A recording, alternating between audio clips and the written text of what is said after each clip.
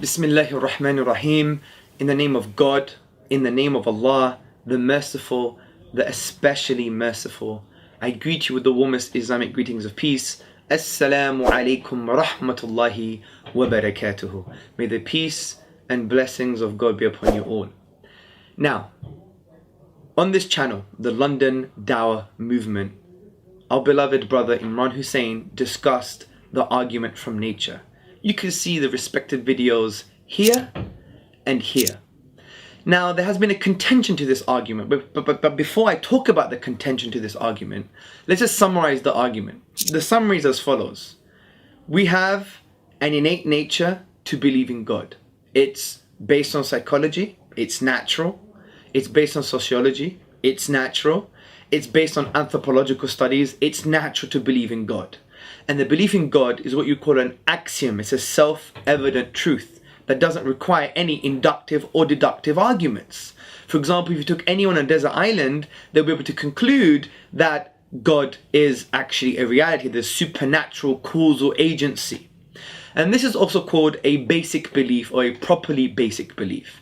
And some basic beliefs include that the real world is the real world, that this table is actually real. But we have no real evidence to prove that. It's an axiom, it's a basic belief. Because maybe my brain is on Mars and there's an alien with putting probes in my brain, making me think and feel what I'm feeling now and thinking now.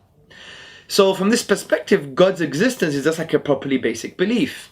Now someone may argue, well, what about the spaghetti monster or the great pumpkin? Maybe that's a properly basic belief.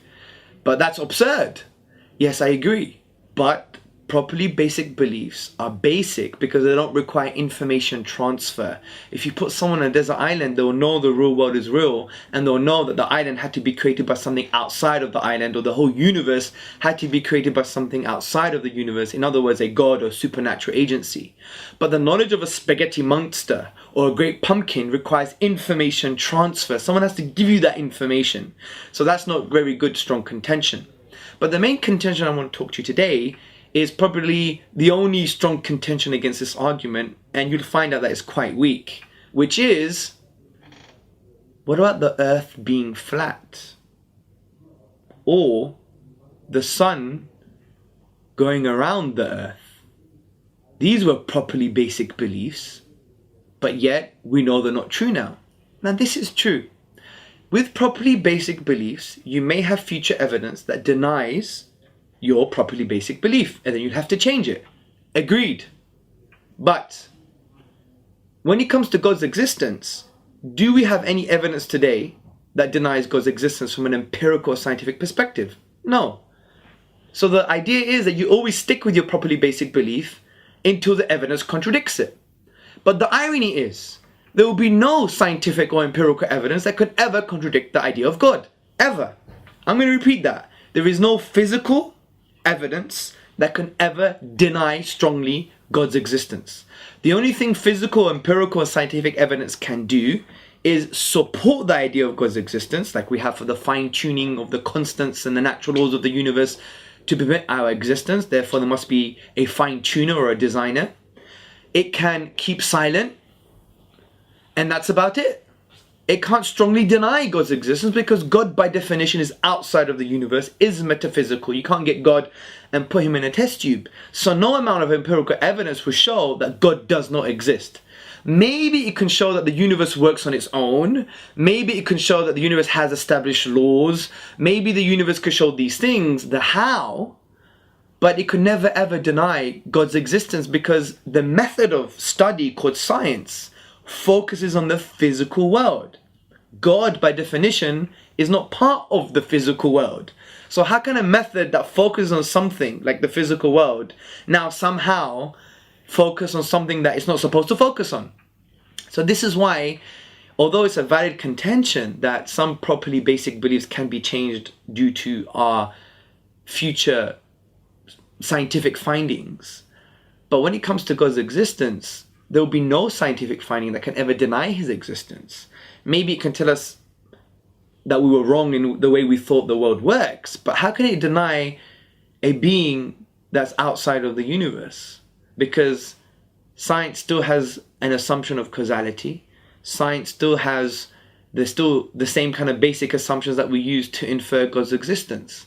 And also, science as a method of study cannot really deny God's existence, because what physical evidence is there to deny his existence? You can't, because God itself is outside of the physical world. All it can do is strongly suggest he exists, or just keep silent on the topic. So therefore that contention, I think, is dealt with. Let me just summarize again. The contention was, okay, properly basic beliefs, it makes sense, but what about the earth being flat, or the sun going around the earth? That was a properly basic belief, but we've changed our beliefs because of the evidence. Agreed. But it doesn't follow that there may be a potential change of your properly basic belief, that you change your belief now. You only change your properly basic beliefs when you've seen the evidence. And what physical evidence is there to actually deny God's existence? None. And also, will there ever be physical evidence or empirical evidence to deny his existence? No, because it's outside of the scope of the scientific method. It's outside of the scope. If we read the works of Alex Rosenberg, Elliot Sober, and others, philosophers of science, we see that science has a limited scope. It deals with the physical world. God is not part of the physical world, so they can't really directly address it, which means he can never directly say God does not exist. They can suggest that we don't have empirical evidence. They can suggest, for instance, that there is some evidence that leads to his existence, but they can't directly deny his existence using the empirical scientific paradigm, because of the nature of what this method of study and this worldview of knowledge is. It just focuses on the physical world. So, I think that contention is addressed. May God bless you.